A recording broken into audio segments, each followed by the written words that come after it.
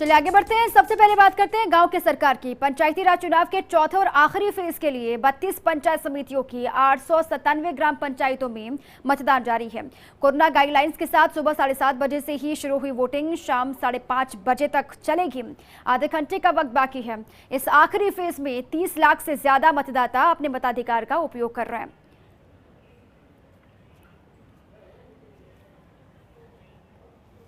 और बीकानेर की क्या स्थिति है चुनाव को लेकर, क्योंकि आधे घंटे का वक्त बाकी है, वहां पर क्या कुछ स्थितियां बनी हुई हैं? लक्ष्मण राघव से सीधे जानते हैं कि कलेक्टर और एसपी दोनों ही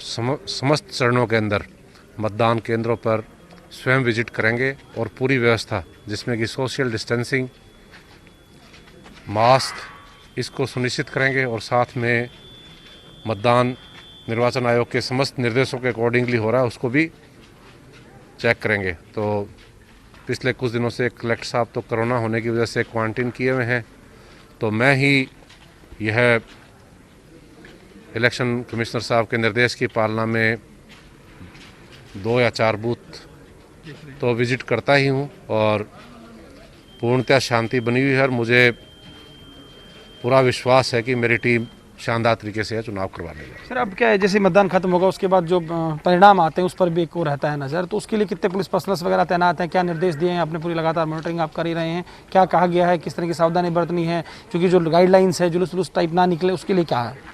बिल्कुल 5:30 बजे चुनाव मतदान प्रक्रिया समाप्त हो जाती है। उसके बाद में जो लाइनअप हुए होते हैं उनके आधा या 1 घंटे में 6, सवा 6 बजे तक सारे वोट पड़ने के बाद ईवीएम से ही काउंटिंग है और मैंने कुल मेरे 18 SHOs लगा रखे हैं इस 4th फेज़ के चुनाव में।